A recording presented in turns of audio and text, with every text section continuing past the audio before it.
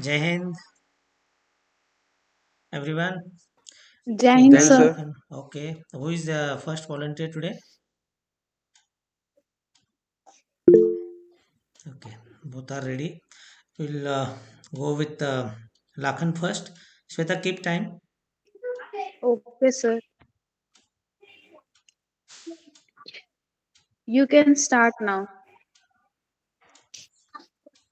Good morning, everyone. As we know that the world is facing acute global crisis in energy. So today my lecture topic is global energy crisis. We know that in this today era, the world is facing a major problem in the energy, and it is also impacting their economy and market. Now I would like to tell you that how it is affecting to global economy. Whenever we know that there are many regions at the first reason is the post-COVID recovery. We know that during the pandemic, transmission was stopped, and it was also it was the production of the oil was also reduced by the OPEC countries. So we have seen a large impact post the COVID recovery. We have seen that in the short period of time, the demand for the energy was increased. So energy increase, then was production low. So it was impact on the rising of the price. So it was also one of the big cause.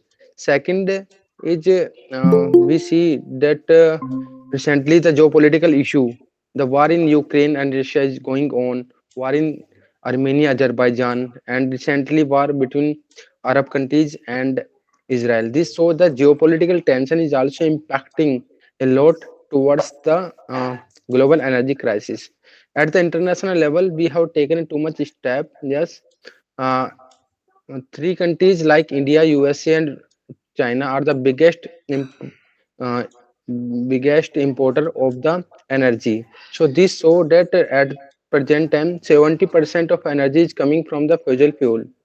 So in the meanwhile, in order to reduce the dependency upon the energy upon the oil, we have been taken the certain step. If we talk about that, India has also been taken step at the international level. International Solar Alliance was there so that we can reduce.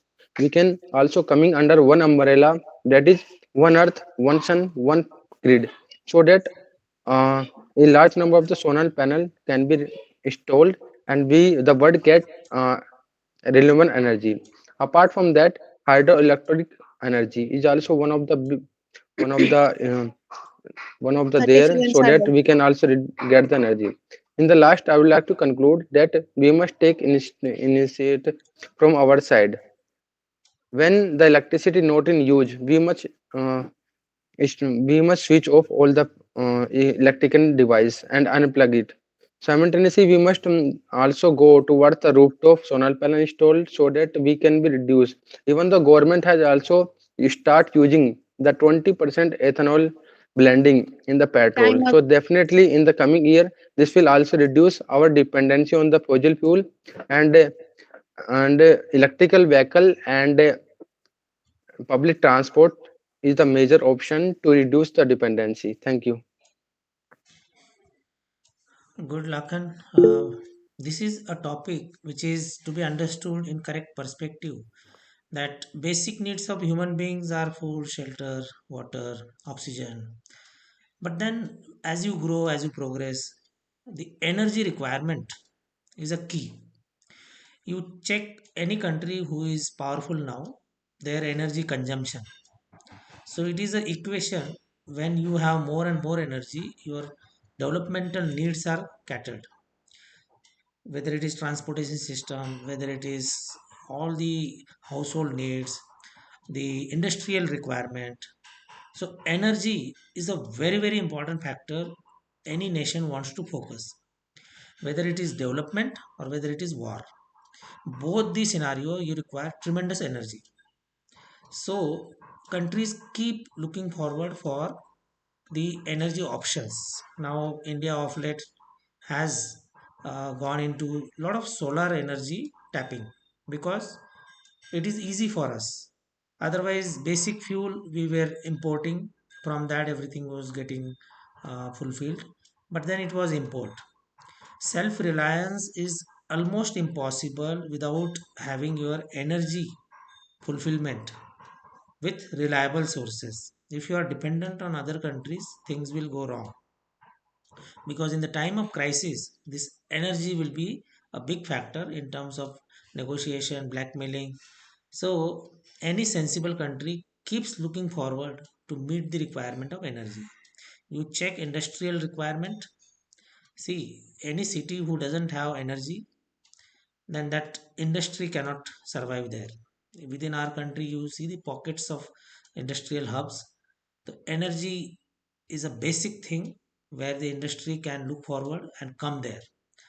So in the hilly areas, we have problems. In the plain areas where the states are not focusing more, we have seen Western India, it has gone ahead because of provision of these infrastructures. What industrialists require? Basic facilities, road infrastructure, rail infrastructure, or air connectivity, and before that, energy. If there is, suppose, 8 hours power outage, no industrialist will come to that city.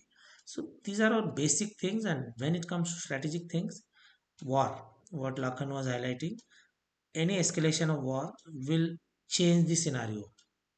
The energy consumption goes high because everything is dependent on energy consumption. All the machineries, whether it is in front or at the back, everyone requires energy, day in day out, in terms of war. Okay, good. This is a very big topic, and it can be clubbed into strategic nature, because this is to be understood from national security point of view, development point of view. Then the power status of any country will depend on this in the entire world. So America, yes, they are energy surplus, or they are self-reliant. China, they have gone ahead, a lot of projects. India is coming up, solar being the most important factor nowadays. And other alternate energy, green energy is a new thing where every country, sensible country, is focusing, because pollution and the other aspects, they are also important. So green energy is another dimension where countries are working. Okay, good.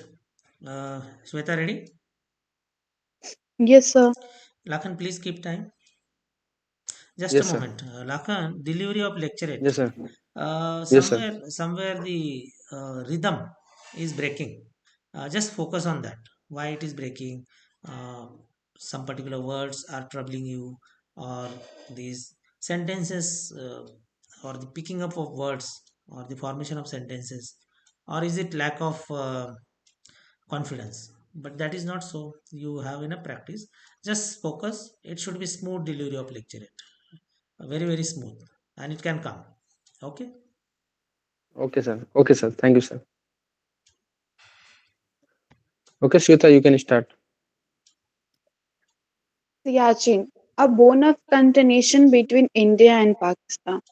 Good morning, everyone. This is me, Shweta Singh, and today I am going to tab on a topic about Operation Meghdoot. In 1949, after the Indo Pakistan War, India and Pakistan signed the Karachi Agreement, which drew a ceasefire line, but most of the Siachen region was still demarcated. Since the area included the Siachen Glacier was inaccessible, it was left unmarked. The international border ended at Angkor and the ceasefire line was drawn. After the India Pakistan War of 1965, the Tashkent Agreement was signed between India and Pakistan, where the CFL was converted into the line of control and Siachen was thus classified as a no man land. But Pakistan saw that unclaimed region as an excellent opportunity to claim this strongly important unoccupied area. This led to launch Operation Meghdoot to ensure control over the Siachen Glacier.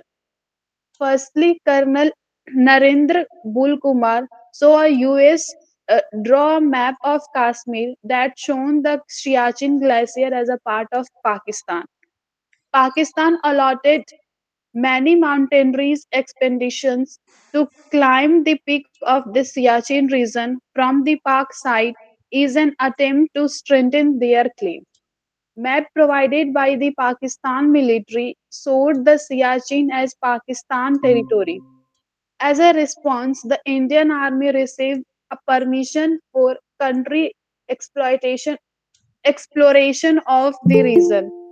In 1984, the Indian intelligence agencies reported Pakistan's plan to launch an operation called Ababil. Countering Operation Ababil, India launches the Operation Meghdoot. Now, how India execute the Operation Meghdoot?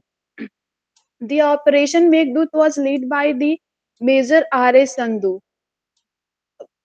Indian Army under Captain Sanjay Kulkarni under on the glacier and hosted the tricolor on Last Bailfond. 30 seconds.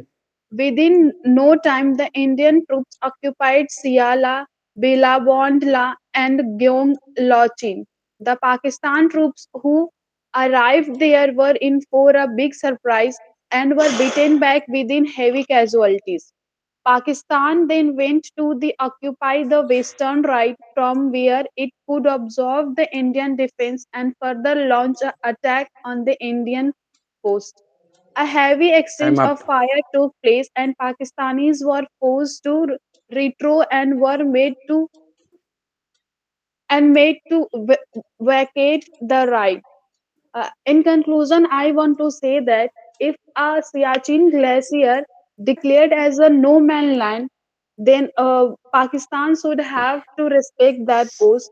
And if the agreement should be respected by both the countries, then definitely our many soldiers were not died due to the natural calamities. Thank you so much. Okay, Shweta, Operation Meghdoot, or it is the control of Siachen Glacier. See, the strategic location of the Siachen Glacier, we cannot afford to give away. And in 1984, we took the control, and today, unfortunately, we are spending too much on it, but it is unavoidable. We have to keep it in our fold because from there we can lose a lot of control of that sector, and in future this will be a very big um, area where we will have strategic advantage, because you see in the Himalayas, the fresh water, what China is looking forward is for fresh water. Since all these snowbound areas or highest peaks or these difficult terrains where uh, future countries will be going and occupying the fresh water for what? Semiconductor industry, because the development of semiconductor industry or the process where the chips are being created or manufactured, it requires a lot of fresh water, and the fresh water will come from snowbound area. This is future, but today it was because of the strategic height control from there, and if we lose it, we will have a lot of psychological defeat. Secondly, in that area, a lot of other uh, heights we may have to then be on a very very negative side in future, because Pakistan's intentions are always ill designed, and we cannot trust their agreements, whatever agreement we do. So I think the stand of India and Indian Army is Siachen Glacier is non-negotiable.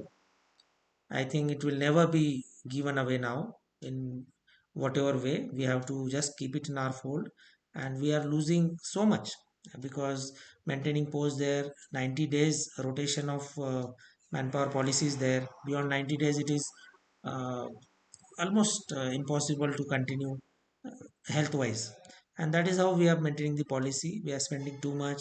Many a times it is only airborne supply from the ground, it is just cut off. So all those things, despite that, we are maintaining it. You can imagine its importance, but it was not easy to get hold of it. We are brave, uh, soldiers and officers have given their life during the operation and thereafter for maintaining it.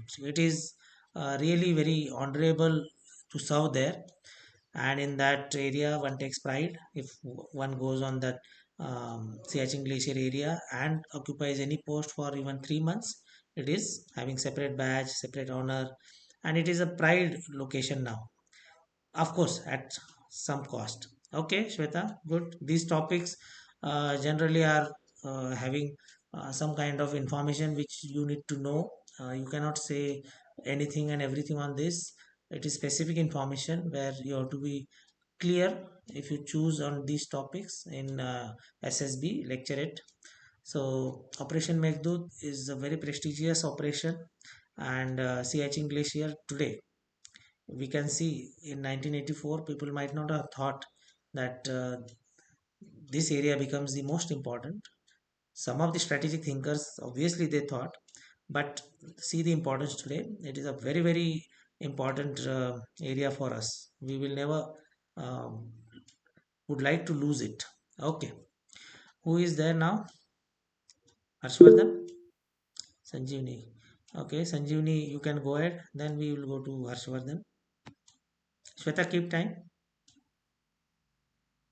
You can start now. Good morning to all. Today my lecture topic is wildlife protection. Wildlife like tree is also a domestic asset that not only help to maintain the ecological balance but also benefit from financial recreation and as a aesthetic point of perspective. There was a time when the number of wild animal was quite large, when the human interference was minimum, and there was a issue that their safety or conservation. But with the development of farming, settlement of industry and other development activity, and primarily due to man grade in the number of wild animal gradually decreases. Deforestation is also a major case of wildlife loss. Mass murder of wild animal are taking a place of all over the global for their meat, bones, teeth, hair, skin, etc. The need for conservation of wildlife has now become a necessity. Wildlife preservation does not empty blank protection for all species of fauna and flora. Rather, it means control of all over the crops and animals that communicate to provide the sustainable atmosphere for the man whose life is very risky today. While the word nation must be very specified in terms of wildlife conservation, the amount of wildlife is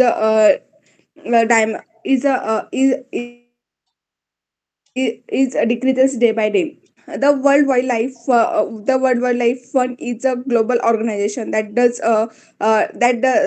encourage wildlife protection. National agency are also involved in wildlife conservation. Steps taken toward the wildlife conservation first is to study the relative all wildlife data, in a particular the amount of development of wildlife. Habit to protection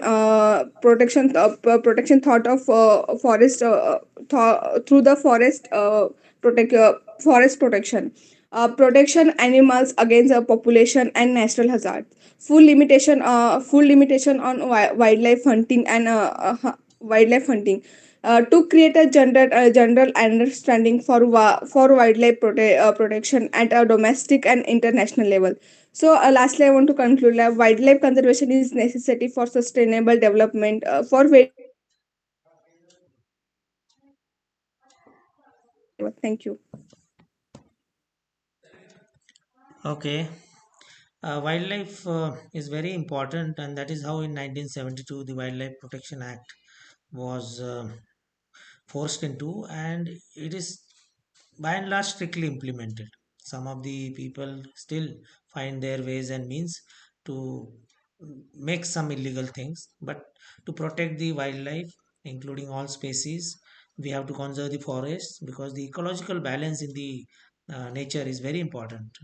We are realizing little late, but uh, We cannot afford now to be loose on that.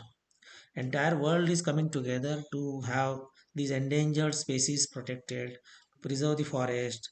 The sanctuaries are now well looked after. Things are improving. There are some NGOs also. Government, of course, they are working, but some of the NGOs are also coming forward and taking initiative. Ecological balance, we may not understand today, but it will have long lasting implications. If it is flora or fauna, both, any species, if it gets extinct today or gets just finished, it will have impact on some other uh, environmental factors or other species. Like if some of the birds are not now visible, it is creating problems for other species. It is a cycle. We keep learning biological cycle in the nature or ecological cycle, and this cycle human being have to respect and maintain it, because we are the most advanced species. So let's take the responsibility in the world and in the nature, so that these acts, not only in India, all over world, the governments are working very hard. Of course there are some lacunas, and the gaps being plugged by punishing severely wherever it is being noticed. Okay, good, Sanjeevani. Such topics, obviously they are permanent in nature. We need to understand throughout our life the importance of it. Okay, Harshvardhan. Sanjeevani, keep Yes, time. sir. Yes, sir. You can start. Good morning, everyone. Today's topic of my lecture at is higher education in India. Higher education includes education that is given that is given that is given after our school in the form of graduation, post-graduation, and doctorates by universities and colleges in the forms of degrees, diplomas, and certificates. Indian higher education system is known to be the third largest in the world. If we talk about its history, in ancient India, various premier institutes like Nalanda University and Takshashila, etc., were the main bodies over where higher education was focused, wherein various travelers from all over the world, like Hyun etc., have come in India to gain knowledge through these institutes. Even it is because of our first Prime Minister, Pandit Jawaharlal Nehru, because of who funded on higher education by creating IITs and IIMs, which are now known for its top class education all over the world.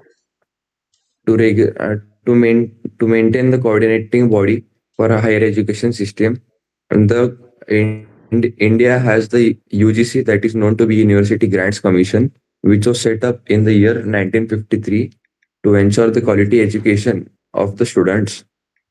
Also, India also the union territories like Chandigarh and Delhi are said to have the highest number of graduates in India, and and it is seen that there has been an increase uh, in the technical field with 4.5 million engineers uh, enrolling enrolling in technical field in India. Also, for distance education, there are also various online portals given by the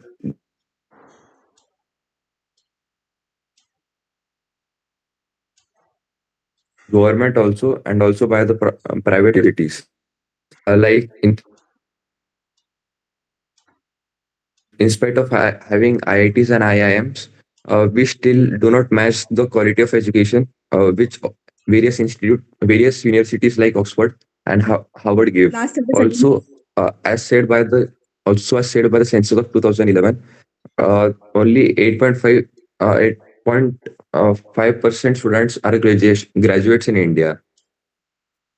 To solve this problem, lastly, I would like to say that uh, government is already focusing on uh, reducing the fees so that it is financially possible for the students to take education. Also, IIT Madras and IIT Kharagpur have also launched Time up. various online portals wherein they give education about their courses through online medium. Thank you.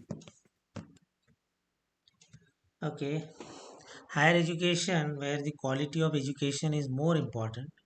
In India, probably we have a lot to achieve. We have enough infrastructure, but somehow we are not matching up to the expectation. In the world, we are ranking quite low. See our history, Takshashila, Nalanda, these hubs were in our part, and today we are not matching up to that reputation. So, if country has to develop, country has to invest more in higher education infrastructure, but that is something which is a developing country has to fight for. US is one of the best education system today. Obviously, their money power is the key, and the infrastructure they could create and attract foreign students. Because if the students work in higher education areas, the research, the progress of society, its impact on society, everything is dependent on that. In the world, if you see, the most expenditure is on research and development, R&D. Any corporate house, the R&D is very important. Otherwise you keep doing the things, mundane things. uh, China is expert in copying, but if you want to create something, if you see first second world war, Germany was at best at it, Britain was doing good, and US obviously after the second world war, you see the US racing ahead. Russia was doing good during the cold war, but India has lot road to cover, and higher education has got a lot of challenges. A lot of government policies has to change. India is attracting now foreign universities. Opportunities for our kids, youth, to have better platforms of education will always help the nation in a longer run. Okay, Harshwardhan, good. Bring more energy into lecture it, and topics. Yes, you are covering now systematically before heading for SSB. Lot of topics you have covered. Cover more and have confidence. Okay, Harshwardhan. Yes, sir. Okay. Amruta, want to speak? Yes, sir. Okay, Harshvardhan, keep time.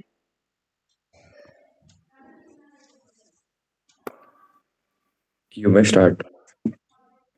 Good morning, everyone. Jai Hind. My name is Amruta Sagar, and my today's lecture and topic is importance of sleep. Sleep is a vital, often neglected component of human life. It enables a person, a body to repair and get fit and ready for the next day. A good sleep amount can reduce excessive weight gain, heart diseases, as well as it decreases the illness duration. The important factor of sleep is rest, and why sleep is important, because getting enough adequate sleep increases the brain power, it clear our thoughts, and it makes person to person relation better. The adequate amount of sleep for a child or children is 7 to 8 hours. For a working professional, the minimum amount of sleep should be 6 hours. And to improve the sleep quality, there are many forms of yoga that humming sound can help to improve our sleep quality as well.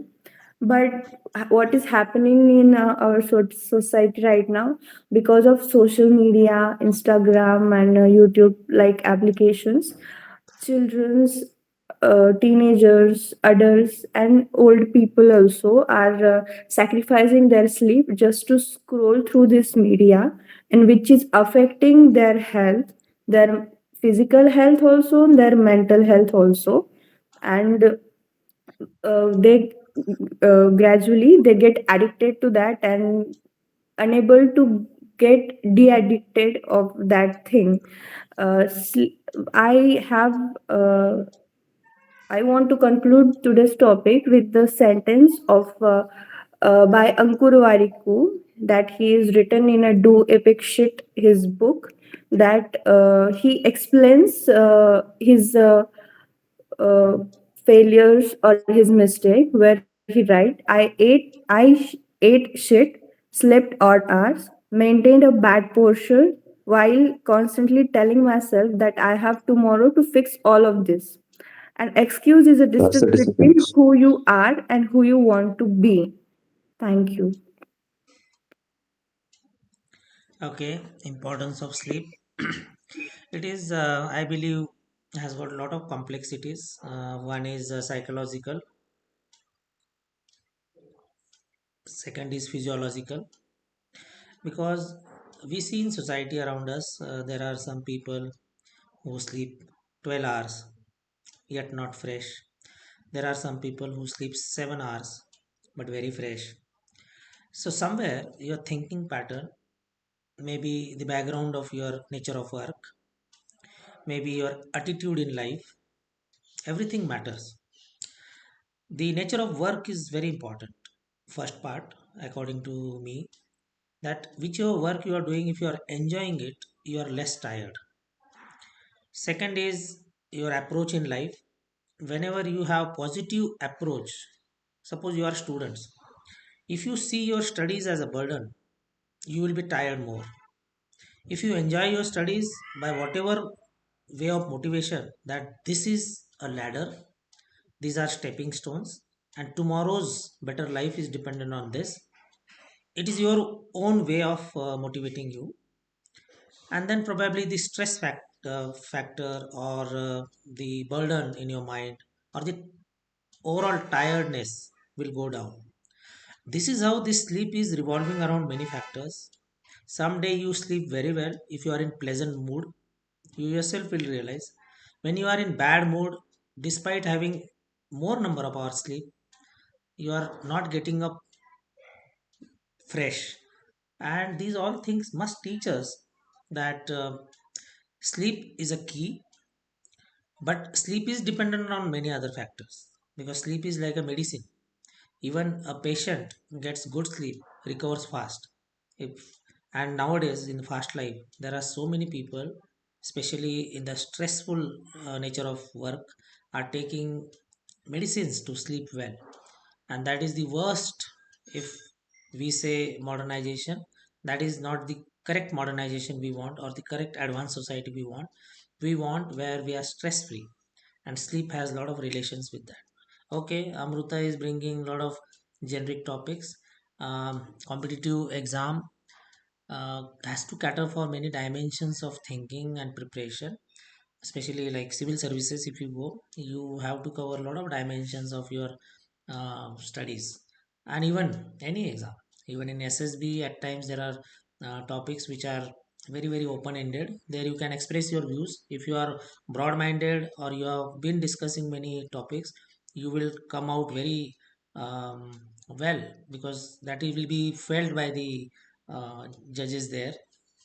Judges in the sense, if he is an interviewing officer or panel in the mm, initial screening, or GTO if there is generic discussion. Okay, I think Diwali celebrations must be going well. Take some determination. Next Diwali, this is my target. This is how we should see all these important days, uh, holidays, just not mere holidays, make them more fruitful and look forward. Okay, I think we will end here. Okay. Yes, sir. Happy Tell you, I Diwali. think, Bye. good Jai sir. Hind. Happy Diwali, sir. Bye. Jai sir. Happy